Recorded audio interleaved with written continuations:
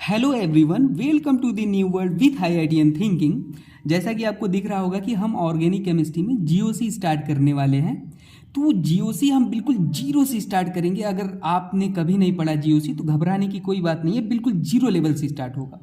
देखिए दोस्तों, organic chemistry में जीओसी ऑर्गेनिक केमिस्ट्री का हार्ट होता है। अगर आप समझो ऑर्गेनिक केमिस्ट्री, एक इंसान को समझो, ऑर्गेनिक केमिस्ट्री समझ लो एक इंसान है और इंसान बिना हार्ट के जीवित नहीं रह सकता। उसी तरीके से ऑर्गेनिक केमिस्ट्री बिना जीओसी के नहीं पढ़ी जा सकती। तो जीओसी हमारा देखिए हार्ट बना दिए कि ऑर्गेनिक केमिस्ट्री को एक इंसान से हम रिप्रेजेंट कर दिए हैं। ठीक है, आपको समझाने के लिए सरल भाषा में। तो आइए दोस्तों, चलो शुरुआत करते हैं। अब दोस्तों हम लोग केमिस्ट्री पढ़ रहे हैं, ऑर्गेनिक केमिस्ट्री। केमिस्ट्री मतलब क्या होता है? केमिस्ट्री में हम रिएक्शन पढ़ते हैं। तो दोस्तों देखिए, केमिस्ट्री में क्या होती है? रिएक्शन होती है। अब बात आती है सर रिएक्शंस क्या होती हैं। तो अगर हम सबसे सरल भाषा में बोलें तो दोस्तों, जब दो नए चीज़ मिलके किसी तीसरे नए चीज़ का निर्माण करते हैं तो वही हमारा क्या होता है? रिएक्शन। अब कहोगे सर ये क्या आपने बोल दिया, समझ में नहीं आया। तो दोस्तों जैसे मान लीजिए आप नींबू और पानी लिए, तो तीसरा चीज़ हमारा क्या बन गया? शरबत। तो शरबत हमारा जो दोस्तों होता है वो प्रोडक्ट होता है, और जो हमारा नींबू और पानी है वो हमारा रिएक्टेंट होता है। अब दोस्तों जैसा आपको दिख रहा है कि रिएक्टेंट से प्रोडक्ट यहाँ बन गया है, इनके बीच की जो स्टोरी होती है ना, वो बिग स्टोरी होती है दोस्तों। तो इसी बिग स्टोरी को हम नाम देते हैं क्या? जीओसी। इनके बीच की स्टोरी को हम नाम देते हैं क्या? जीओसी। अब आइए स्टार्ट करते हैं। जीओसी को पढ़ने के लिए हम सबसे पहले जानेंगे रिएक्टेंट क्या होती है। क्या? रिएक्टेंट जैसा कि हमने आपको बताया कि दो चीज़ों से मिलकर बनी होती है। पहला क्या होता है हमारा? सबस्ट्रेट। और दूसरा होता है हमारा रिएजेंट। जैसा कि आपको दिख रहा है ना, आपको रिएक्टेंट से प्रोडक्ट तक का सफर तय करना है। तो इनके बीच की स्टोरी मैंने क्या बोला? बिग स्टोरी होती है। तो इस बिग स्टोरी को आइए हम पढ़ते हैं। तो रिएक्टेंट में हमने बोला जैसे नींबू पानी था, दो लोग थे, तो उसमें सबस्ट्रेट और रिएजेंट दो लोग को ले लिए। आगे रास्ते में जैसे आप आधे रास्ते पहुंचोगे, प्रोडक्ट तक का सफ़र आप स्टार्ट कर दिए हो, तो रास्ते में आपको सॉल्वेंट मिलेगा। क्या मिलेगा?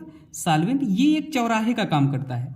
अब चौराहा है तो भाई उसमें दो रास्ते होते हैं, आपको पता है। दो रास्ते, चौराहे दो भी हो सकते हैं, कई भी हो सकते हैं। तो देखिए दो रास्ते कौन होते हैं? पहला रास्ता जो होता है वो होता है, अगर आप इस रास्ते को पकड़ते हो तो इस रास्ते का नाम होता है ट्रांजिशन स्टेट। क्या नाम होता है? Transition state. और अगर आप इस रास्ते को पकड़ते हो तो इस रास्ते का नाम होता है रिएक्शन इंटरमीडिएट।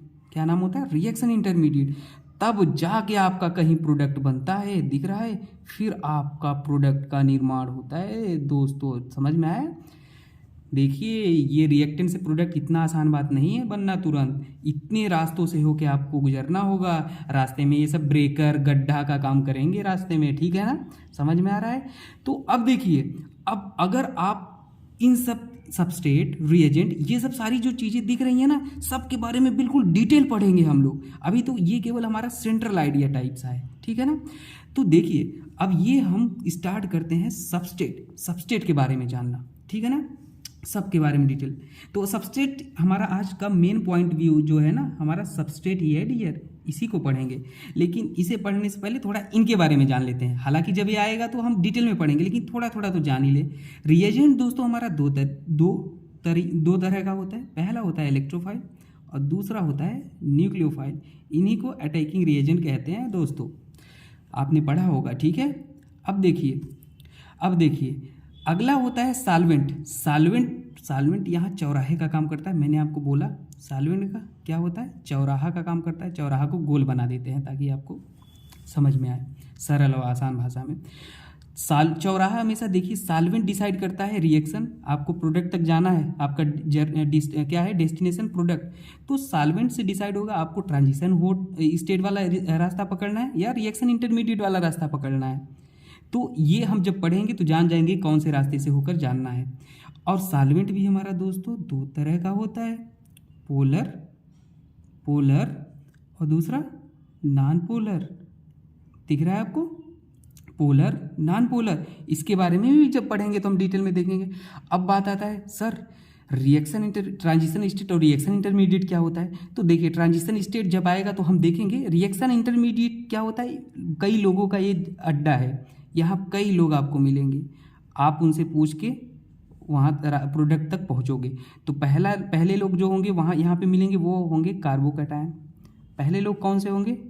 कार्बोकैटायन। और दूसरे लोग जो होंगे वो कौन होंगे? कार्बोनायन। कौन से होंगे? कार्बोनायन। और तीसरे लोग जो होंगे फ्री रेडिकल। अब आपको पहचानना है कौन लोग अच्छे हैं यहाँ पे। फ्री रेडिकल देखिए दिख रहा है। और अगले लास्ट हम देखेंगे एक लोग और होते हैं यहाँ पे, कार्बीन। ठीक है, कार्बीन।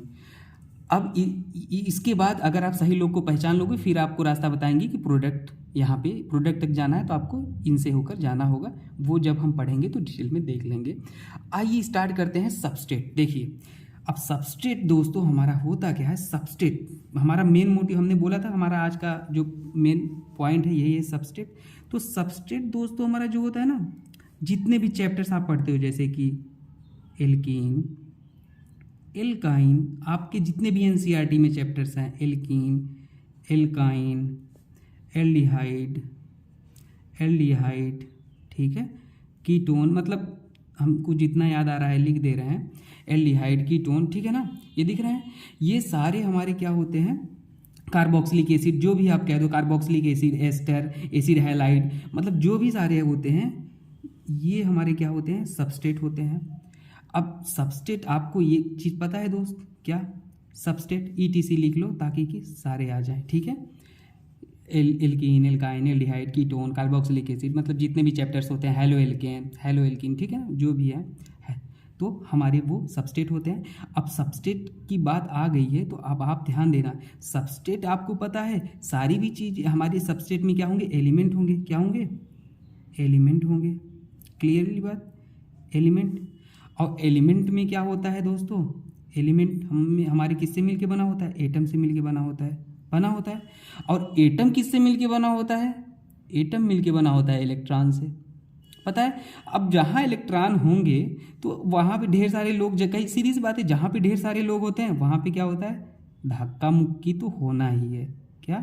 धक्का मुक्की तो होना ही है। धक्का मुक्की होना ही है, लड़ाई झगड़े। और इस धक्का मुक्की को कहते हैं इलेक्ट्रॉनिक डिस्प्लेसमेंट। क्या नाम देते हैं? Electronic displacement. इलेक्ट्रॉनिक डिस्प्लेसमेंट दिख रहा है? ध्यान से समझिएगा, इस धक्का मुक्की को बोलते हैं इलेक्ट्रॉनिक डिस्प्लेसमेंट। और ये इलेक्ट्रॉनिक डिस्प्लेसमेंट दो तरह से इफेक्ट दिखाता है। पहला परमानेंट इफेक्ट, दूसरा टेम्परेरी इफेक्ट। पहला परमानेंट इफेक्ट, परमानेंट इफेक्ट, और दूसरा टेम्परेरी इफेक्ट, दिख रहा है। और आप कहोगे सर परमानेंट इफेक्ट ये क्या होता है? तो डियर ये बेसिकली तीन तरह से तीन होते हैं परमानेंट इफेक्ट। तीन होते हैं।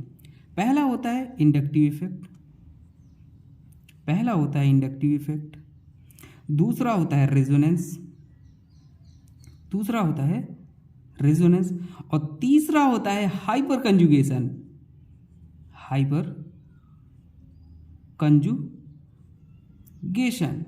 कंजुगेशन।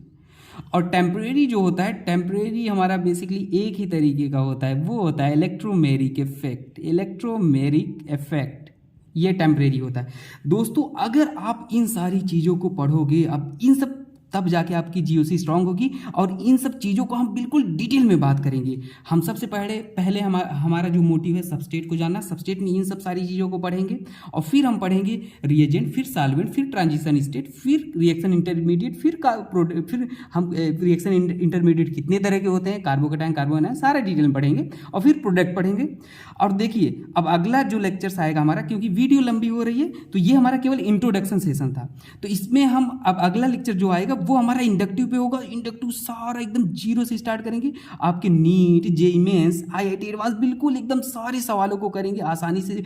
ट्रिक भी देखेंगे, शॉर्टकट भी देखेंगे और डिटेल में भी देखेंगे, लॉजिक तरीके से भी देखेंगे, हर तरीके से आपको समझाएंगे, ठीक है। तो आज के लिए थैंक यू दोस्तों।